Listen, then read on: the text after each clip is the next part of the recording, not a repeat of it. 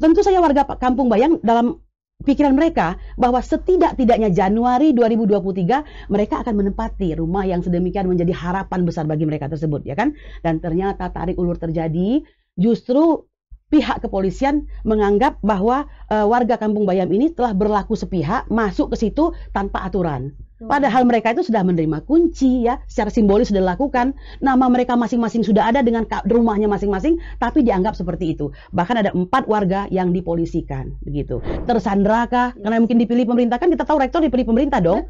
Jadi untuk mengkritik pun nggak berani, menyatakan kebenaran pun nggak berani. Tapi hari ini, ayo Mbak Ya pasti punya bahannya dong. UII, ya, kemudian UI, kemudian UGM, ya, kemudian semua sudah mulai bersuara, menyatakan keprihatinan akan kondisi bangsa hari ini dan meminta kepada setidaknya Pak Joko Widodo yang masih memimpin sampai dengan Oktober 2024 untuk berlaku negarawan. Kira-kira begitu, Mbak.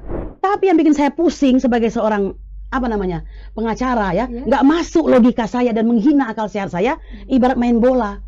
Golnya dianulir, tapi tetap disahkan gitu. Itu perbuatan yang salah, tapi golnya tetap disahkan. Itu offside, tapi golnya disahkan. Itu bagaimana?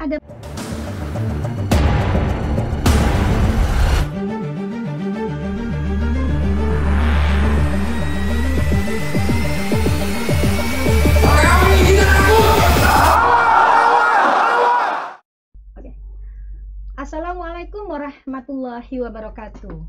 Sahabat perubahan, sore ini kita berjumpa kembali dengan tim hukum nasional Anies Baswedan dan Muhaimin Iskandar.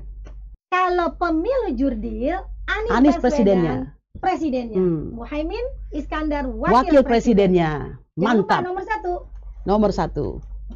Oke. Hari ini kita berjumpa kembali dengan rekan saya, Ibu Kurniawati, yang luar biasa, Masya Allah, perempuan hebat, perempuan tangguh, yang memperjuangkan aspirasi suara perempuan dan perjuangan keadilan. Dan itu sudah dibuktikan oleh beliau dari mulai hal-hal yang bersifatnya pembelaan hukum terhadap Habib Rizik dan pembelaan hukum lainnya. Kali ini saya ingin bertanya nih, rekan. Iya. Rekan, apa yang bisa rekan jelaskan mengenai begitu hebatnya saudara dalam memperjuangkan keadilan? Masya Allah, walillahilham. Apalagi saat ini kan profesi saudara rekan kan adalah sebagai ibu rumah tangga. Apakah saudara bisa membedakan antara pekerja rumah tangga dengan profesi advokat? Betul. Masya Allah, saya berterima kasih sekali ya pada sore hari ini diberi kesempatan di rumahnya perubahan, ya, bersama siapa tuh, sahabat Amin, ya, sahabat perubahan di sini untuk menyampaikan kepada pemirsa yang kami cintai bagaimana kami sebagai perempuan yang tidak lain juga ibu rumah tangga, tapi di sisi lain berprofesi sebagai pengacara. Mungkin itu maksudnya ya, rekan Soraya. Ya, kita masing-masing tahu lah. Ya, dalam diri sebagai seorang wanita, selain kita adalah ibu rumah tangga yang harus prepare 24 jam bagaimana kita membenahi kondisi rumah tangga kita, merawat anak-anak kita, mengurusi rumah tangga, tapi di sisi lain kita adalah pejuang. Ya, ini membedakan nih. Ada ibu-ibu yang tiap hari mengantarkan anak ke sekolah dan kita tidak beruntung melakukan itu karena profesi kita sebagai pengacara. Tapi Allah menyediakan lapangan lain, yaitu pembelaan kepada umat, ya kan, ulama, karena kebetulan kita bagiannya umat dan ulama nih. Nah, kira-kira begitu. Bagaimana saya menyeimbangkannya? Ya begitulah Mbak Soraya. Kapan saya di rumah, saya harus berperilaku sebagai seorang ibu rumah tangga yang mengayomi anak-anak dan melayani suami. Tapi ketika di luar, bagaimana ini? Terpaksa dong kita menjadi seorang pejuang yang berjuang dengan hati dan perasaan kita demi kebaikan bangsa. Gitu kira-kira. Luar biasa sekali. Saudara tadi sudah menjelaskan bahwa pembagian tugas antara perempuan sebagai ibu rumah tangga juga dari sisi si advokat. Sekarang yang saya ingin tanyakan rekan, apa yang bisa rekan pahami atau apa yang sudah rekan perjuangkan dalam hal-hal yang berkaitan dengan keadilan? Iya, begini ya, keadilan ini sangat pas sekali dengan konten perubahan yang diusung oleh pasangan Anies Baswedan dan Muhaimin Iskandar. Kita perlu ya untuk menyampaikan ini, karena mengapa saya akhirnya tergabung dalam THN? Anda juga tergabung dalam THN dong, ya kan? Pasti, nah, ini apakah THN ini banyak uangnya? Enggak. Ya kan, apakah THN ini akan memakmurkan kita? Tidak. Tapi ada sebuah janji bahwa tim hukum nasional ini ingin mengawal agar bisa didapat kepemimpinan yang membawa perubahan. Permasalahan hari ini adalah keadilan, ya kan? Nah, saya melihat ini ketika keluar rumah selain sebagai ibu, pokok utama permasalahan Republik Indonesia adalah ketidakadilan. Dan mohon maaf tanpa berusaha menyinggung siapapun, selama 2 periode ketidakadilan itu menjadi momok di setiap lini kehidupan. Nah, itulah yang membuat saya ingin berjuang, even tidak dibayar. Begitu kira-kira. Luar biasa. Ya. Ini betul-betul perempuan tangguh yang hebat, yang rela berjuang untuk keadilan. Nah, Mbak Ayah, saya tambahin. Lapangannya dimulai dari mana? Amin ini adalah Amin ya, Amin ini Anies Muhaimin untuk menuju ke RI nomor 1 dan nomor 2. Ini hanyalah merupakan langkah kita yang kesekian dan puncaknya. Kami sudah memulai lebih ke belakang ya, kalau Mbak Ayah ingin mengetahui, lewat pembelaan-pembelaan kepada ulama, aktivis, dan umat ya. Mungkin saya perlu menyebutkan beberapa di antaranya, seperti pembelaan kepada Habibana Muhammad Rizik Syihab, kemudian 3 ulama kita ya yang dituduhkan teroris begitu kan, kemudian dengan beberapa aktivis yang mungkin juga mengalami ketidakadilan. Jadi ini memang orang-orang yang termarginalkan. Ini kalau kita dalam sebagai pengacara itu kasus-kasus pro bono, ya kan, yang orang kurang tertarik di situ ya. Apakah kita tertarik karena kita berada dan berpunya? Tidak juga. Kenapa? Karena ada kesadaran bahwa hari ini jika tidak Anda yang melaksanakan, siapa yang akan melaksanakan? Ya, saya kira itu. Luar biasa, aktivis perjuangan, aktivis perempuan hebat yang profesinya juga ganda sebagai ibu rumah tangga dan sebagai pengacara. Baik, saya ingin juga tanyakan rekan. Iya. Sejauh mana rekan juga bisa memberikan pemaparan tentang hal-hal yang berkaitan dengan Kampung Bayam. Iya. Dan hal-hal yang berkaitan sedikit saja mengulas tentang ijazah palsu.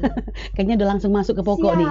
Iya, oke, tidak bisa dibantah ya bahwa kami yang hari ini di lapangan membela keadilan dan kebenaran, insya Allah itu pada akhirnya sampai juga di perkara-perkara yang real ya kan. Nah, untuk hari ini saya oleh Allah dititipkan 2 perkara setidaknya ya. Satu adalah ijazah palsu. Dan ini jilid 3 loh, bukan lagi jilid 1. Jilid 3 iya, ya? Jadi jilid 3 itu artinya sudah melalui suatu pertimbangan yang matang. Semua itu insya Allah step by step sesuai dengan hukum. Jadi kita pengacara tuh nggak boleh gegabah. Ya kan, kita ketika kita mengatakan ijazah palsu, kita tidak boleh mendakwa secara palsu. Kita harus tahu mengapa dia disebut dengan ijazah palsu, kan begitu. Yang kedua tentang Kampung Bayam. Saya mulai dari ijazah palsu ya. Saya adalah salah satu daripada tim hukum untuk menggugat ijazah palsu dengan gugatan PMH di Pengadilan Negeri Jakarta Pusat ya. Kebetulan saya masuk di sesi yang ketiga nih. Yang sesi 1 dan 2 tidak ikut biasa. Kita ada rolling di situ kan. Yang jurusan di Surakarta. Yang di sini pokoknya siapa yang mampu. Karena memang beginilah keumatan. Kalau kata Pak Anies itu apa? Inilah dari rakyat. Kalau dari rakyat tuh gambar balihonya nggak ada yang seragam, mukanya mirip-mirip gitu kan.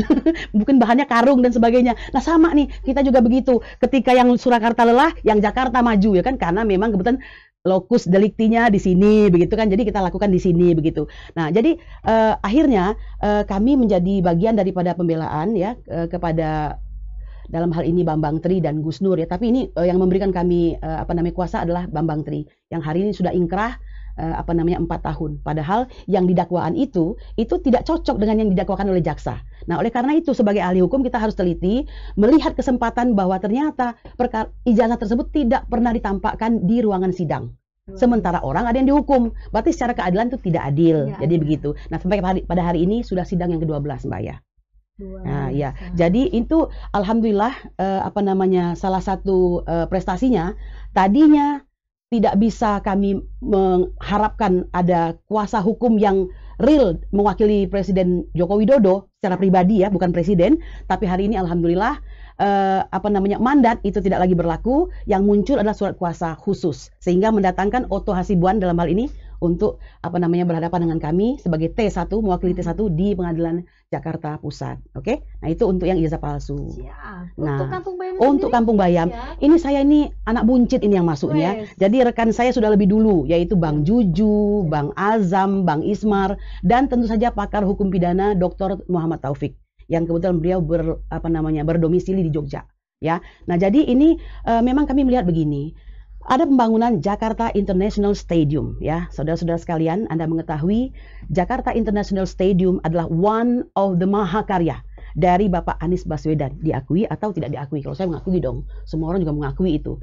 Bagaimana hebatnya pembangunannya dan kontradiksinya, ternyata ada sisi lain kehidupan, di mana ada orang warga Kampung Bayam yang bertanam kangkung dan bayam nih, Mbak. Di sana. Dia ini terdampak pembangunan JIS. Karena apa? Karena pihak yang membangun JIS itu membutuhkan tempat untuk meletakkan alat-alat berat. Nah, jadi dijanjikanlah oleh Pak Anies bahwa mereka akan direlokasi secara manusiawi. Kita dengar, ingat ya, ada gium dari yang terkenal sekali, Dr. Samratulangi, Sito Timau Tumauto. Manusia hidup itu untuk memanusiakan manusia. Nah, Pak Anies selama karyanya sebagai gubernur di DKI itu akhirnya merelokasi para petani bayam ini ke satu tempat ya, tentu yang layak juga, sambil menanti pembangunan rumah susun Kampung Bayam. Jadi ini sudah diperuntukkan untuk warga Kampung Bayam yang tadi direlokasi begitu. Nah, kalau Mbak Aya tanya apa yang terjadi sekarang? Yang terjadi sekarang tanggal 12 Oktober 2022, Bapak Anies Baswedan dalam posisi beliau sebagai Gubernur DKI Jakarta saat itu meresmikan itu, bahkan memberikan pesan bahwa ini silakan kalian tinggal di sini, berkeluargalah di sini dengan damai dan nyaman, dan tentu masih bisa bertanam kangkung dan bayam karena memang disediakan lahan untuk menanam itu. Nah, dengan harapan tentu kalau nanti beliau selesai, yang melanjutkan itu akan langsung melanjutkan pula kerja-kerja bagus beliau ini begitu. Nah, say goodbye tanggal 20 Oktober, Pak Anies tidak lagi bertugas sebagai gubernur, ya kan? Nah, akhirnya kan diganti oleh pejabat sementara yang dipilih oleh pemerintah hari ini, yaitu Bapak Heru Budi Hartono ya kalau nggak salah ya. Tolong dikoreksi kalau saya salah. Nah, ini tentu saja warga Kampung Bayam dalam pikiran mereka bahwa setidak-tidaknya Januari 2023 mereka akan menempati rumah yang sedemikian menjadi harapan besar bagi mereka tersebut, ya kan? Dan ternyata tarik ulur terjadi, justru pihak kepolisian menganggap bahwa warga Kampung Bayam ini telah berlaku sepihak masuk ke situ tanpa aturan. Padahal mereka itu sudah menerima kunci ya, secara simbolis sudah dilakukan, nama mereka masing-masing sudah ada dengan rumahnya masing-masing, tapi dianggap seperti itu. Bahkan ada 4 warga yang dipolisikan, begitu. Kita sudah melihat Pak Anies sudah cukup menunjukkan tanggung jawab beliau dengan berkomentar ya, menerima warga Kampung Bayam dan keluhannya. Jadi itu yang terjadi sekarang. Berarti sudah pantas lah kalau akhirnya masyarakat, rakyat kita, seluruh Indonesia mendaulat Pak Anies Baswedan dan menunjuk Pak Anies Baswedan sebagai presiden kita, ya, dan karena next president, the next president, dan sudah menunjukkan rekam jejak yang luar biasa. Betul sekali, betul. Rekam jejak untuk keadilan dan sosial kemasyarakatan. Betul, Mbak Aya. Mbak Aya, dalam perjalanan menuju kantor ini atau rumah Amin ini ya, saya kan naik Grab tuh ya. Memanfaatkan lah begitu kan. Jadi saya bertemu driver yang orang Chinese, warga negara Chinese ya. Yang kita tuh ada gap selama ini perasaan ya. Kami bercerita panjang lebar, Bu mau kemana? Mampang Square. Terus saya bilang mungkin dia pernah lewat. Yang itu ya, yang ada gambar itu. Dia menunjuk itu kan. Iya, saya bilang. Jadi kami bercerita, akhirnya kami menemukan bahwa kita selama ini seperti dicerai-beraikan. Ada prasangka di antara sesama anak bangsa ini. Tapi ada kata-kata yang bagus. Dia bilang gini, padahal tahu ya Bu, Pak Anies tuh keren loh. Kenapa Bu? Saya bilang, iya selama beliau di DKI kan boleh dibilang izin-izin rumah ibadah paling banyak loh sama beliau. Dalam hati saya nih, Bu update juga nih. Betul sekali Bu. Saya bilang, Ibu juga nganggap saya pasti kadrun kan selama ini seperti saya nganggap Ibu cebong nih misalnya begitu kan. Jadi dia ketawa-tawa gitu ya. Nah akhirnya our conversation is so warm, sangat hangat. Dan kami merasa apa ya, ada kebahagiaan sebagai warga negara yang hampir 10 tahun ini dihilangkan. Saya bilang begini Bu, berbuih pun mulut saya untuk menyatakan Pak Anies itu bagus, Pak Anies itu hebat. Kalau Anda nggak percaya bagaimana, ya kan? Yang penting Anda lihat sendiri. Dan hari ini benar, Pak. Ya, jangankan masing-masing suku bangsa seperti itu atau yang berbeda agama. Para akademisi yang paling sulit untuk dipengaruhi ini tanda kutip ya. Kenapa? Ya, we do not know. Mungkin dia ini tadi adalah masuk dalam kategori apa ya, Mbak ya? Masuk dalam kategori ini ya, khawatir dengan pemerintah, tersandrakah? Karena mungkin dipilih pemerintah, kan kita tahu rektor dipilih pemerintah dong. Jadi untuk mengkritik pun nggak berani, menyatakan kebenaran pun nggak berani. Tapi hari ini, ayo Mbak ya pasti punya bahannya dong. UII, ya, kemudian UI, kemudian UGM, ya, kemudian semua sudah mulai bersuara. menyatakan keprihatinan akan kondisi bangsa hari ini dan meminta kepada setidaknya Pak Joko Widodo yang masih memimpin sampai dengan Oktober 2024 untuk berlaku negarawan. Kira-kira begitu, Mbak. Itu mungkin yang memang saat ini atau kemarin kita melihat para akademisi berkumpul. Betul sekali. Dari mulai UII, UGM, dan UI. BEM-nya juga BEM gitu ya. Tapi saya mau ini protes itu. Karena di dalam ini ya, di dalam mereka menyampaikan petisinya itu, di dalam mereka menyampaikan petisinya, ya karena saya adalah pejuang PMH ijazah palsu, mereka mengatakan memang mereka seperti meminta Pak Jokowi bertobat gitu ya. Tetapi dia mengatakan terselip pesan yang kami sendiri sensitif dong. Dia mengatakan bahwa ini adalah alumni UGM, keluarga besar UGM. Nah kemudian ada juga BEM daripada siapa tuh yang ketua BEM yang menyatakan bahwa memberi julukan kepada atau memahkotai Pak Jokowi sebagai alumni yang memalukan ya.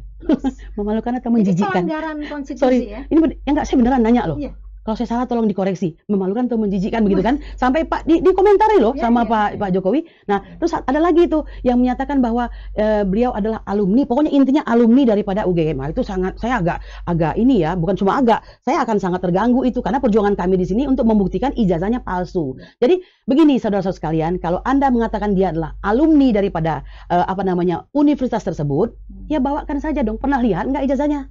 Karena kami selama persidangan di Surakarta dengan 30 saksi tidak ada satupun yang pernah melihat ijazahnya, ya, nggak pernah melihat ijazahnya, begitu. Jadi kami keberatan dengan kata-kata bahwa beliau adalah alumni daripada UGM, ya, nah begitu kira-kira. Ya kalau kita bicara hukum apa adanya dong, ya kan. Jelas, memang ya? Sakit dengar, tapi ya begitulah adanya. Karena gitu. Ada data, betul ya. Data yang pasti, yang akurat ya. Betul. Yang tidak bisa dibantah. Iya, Mbak Aya, kayaknya Mbak Aya beralih deh. Ini kayaknya pembicaraan yang agak bagaimana gitu. Okay. Tapi asik juga sih.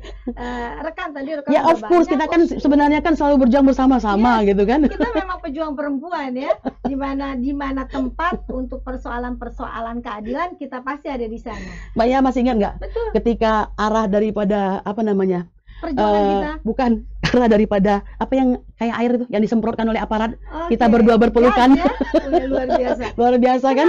Kena semprot kita, gas air mata berlari di antara ya luar biasa. Sampai kita diteriak-teriakin ya.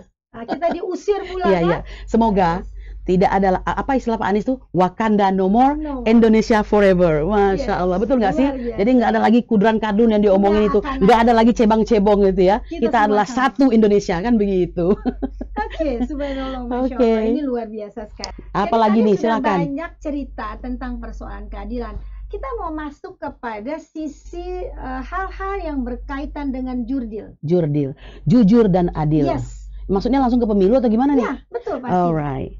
Jujur dan adil. Ini apa nih yang mau Mbak Aya sorot? Saat ini, ya kita sangat melihat keadaan masyarakat kita, pemerintah kita dari sudut pandang rekan, ya yang terjadi saat ini. Jokowi sudah mulai ikut-ikutan, ya kan? Yang dibilangnya luar biasa masuk yang seharusnya tidak boleh dimasuki. Nah, itu pamali banget lah dia masuk ke situ ya. Menurut tanggapan rekan gimana itu? Oke, saya mau ini kasih mukadimah begini. Ada tulisan yang sangat bagus dari Bapak Sutoyo Abadi. Ini adalah semoga beliau sedang menyaksikan pada hari ini ya. Kenapa saya pilih itu pasti karena bagus gitu. Kita melihat suatu fenomena terhadap dunia politik di Indonesia ini yang agak mengerikan ya. Ketika presiden dengan jaket hitam ya, kemudian didampingi oleh Menhan dan Kasat. Bukan Menhan dan Panglima. Di belakangnya ada background pesawat, berarti itu sedang ada di lapangan udara barangkali ya. Di sampingnya saya melihat ada siapa itu yang dari praksi Golkar itu, yang pernah ditawan oleh Taliban dulunya itu ya. Ya maklum, saya tukang baca, jadi kita agak ngerti-ngerti dikit lah gitu. Nah itu dengan sangat sangar, bergaya ala Rambo, beliau mengatakan, presiden itu boleh berpihak loh. Presiden itu boleh berkampanye. Nah jadi kalau sampai di situ saya ingin mengatakan, beliau ini sudah sampai pada kondisi yang menurut saya tidak baik ya. Sebagai negarawan itu ada hal-hal pamali dan pantang yang dia lakukan ya. Dia mengambil satu sisi undang-undang yang melegakan, menyenangkan dan menguntungkan dia, melupakan pasal-pasal yang melarangnya. Dan itu sungguh konyol ya. Indonesia ini ada banyak profesor, nggak usah pakai profesor deh, ada banyak mahasiswa hukum yang mengerti. Jadi saya nggak tahu siapa pembisiknya sehingga presiden sampai berani menyatakan hal demikian. Sedangkan kekonyolan dan kejahatan yang lalu belum selesai nih. Kita tahu tentang peristiwa anak haram konstitusi. Ini saya mohon maaf ya, agak keras, apa boleh buat, karena kondisi negara ini juga nggak baik-baik saja. Kalau pakai gigi 1 kayaknya nggak maju-maju, jadi harus gigi 4 gitu ya kan? Iya. Jadi bagaimana coba ya? Anda tahu kan sekarang hari ini di Pengadilan Jakarta Pusat itu ada perkara 752, ya kan? Jokowi digugat untuk perkara tentang pengangkatan pencalonan daripada putra mahkotanya ya, dalam hal ini Gibran Rakabuming Raka yang adalah saat ini masih sebagai wali kota Solo, ya kan? Nah itu kan sangat menyakiti keadilan, sangat memalukan, bahkan menabrak konstitusi. Dilakukan oleh saat itu ketua MK yang merupakan ya the leader of the guardian of constitution. Jadi dia adalah pemimpin untuk menjaga konstitusi. Lah kok dia dilalah menabrak konstitusi begitu loh. Ya, tapi ada yang lucu nih Maya. Oleh ketua MK itu keputusan dianggap sebagai sebuah pelanggaran berat. Sehingga seorang hakim MK tersebut harus dicopot dari jabatannya sebagai ketua MK. Tapi yang bikin saya pusing sebagai seorang pengacara ya, nggak masuk logika saya dan menghina akal sehat saya, ibarat main bola. Golnya dianulir, golnya dianulir, tapi tetap disahkan gitu. Itu perbuatan yang salah, tapi golnya tetap disahkan. Itu offside, tapi golnya disahkan. Itu bagaimana? Ada pelanggaran etika di sana ya. Itu berat sekali, bukan lagi etika. Nah makanya salah satu daripada hakim MK yang lain pada hari itu memakai baju hitam. Kalau kita lihat di berita online ya, Bapak Arief Hidayat tuh, beliau mengatakan apa? Hari ini saya memakai baju hitam, saya berduka cita. Karena apa? Karena kondisi negara ini tidak baik-baik saja. Itu kira-kira Mbak. Memang harus penegakan keadilan itu memang harus ditegakkan di negeri. Iya, betul. Itu memang pesan Anies dan memang salah satu yang akan Anies Baswedan terapkan apabila beliau terpilih. Nah, pesan terakhir adalah apa yang saudara rekan coba akan rekan jelaskan kepada kita semua. Hal-hal yang berkaitan dengan persoalan yang namanya dengan perubahan-perubahan, terus pelanggaran yang pastinya terjadi saat ini, dan apa potensi pelanggaran potensi pelanggaran, dan apa pesan rekan selaku pengacara tim hukum nasional untuk pelanggaran itu. Apakah kita lawan atau bagaimana? Pemirsa, sahabat Amin yang kami cintai dimanapun Anda berada ya, kita tidak buta. Kita melihat perkembangan terakhir yang terjadi semakin menjadi-jadi.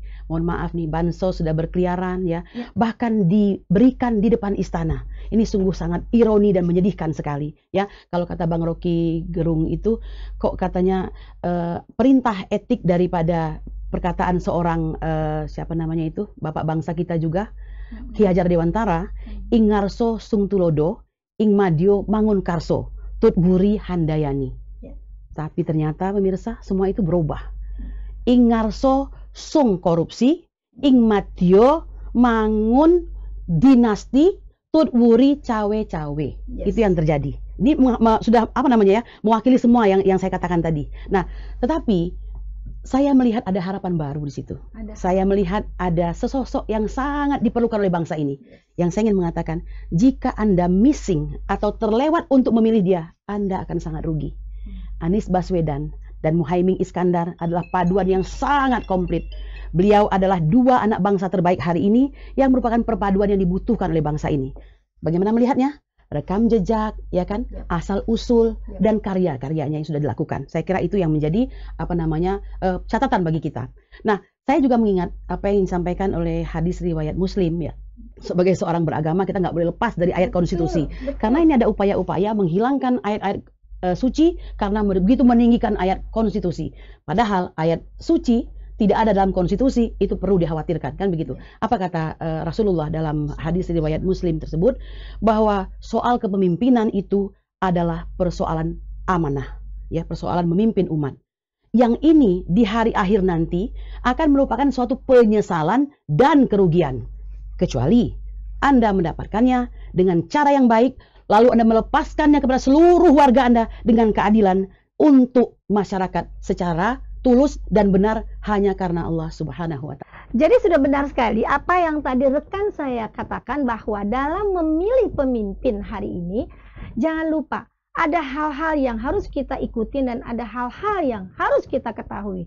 Kita tahu bahwa memilih pemimpin kita hari ini harus memenuhi unsur staff dan IT. Jadi untuk staff sendiri mempunyai definisi adalah sidik, tablik, amanah, dan patona. Dan juga IT, di mana IT itu sendiri adalah iman dan takwa. Dan alhamdulillah, saudara, alhamdulillah rekan kita, bahwa ini kedua ini ada pada pemimpin kita. Siapa? Anies.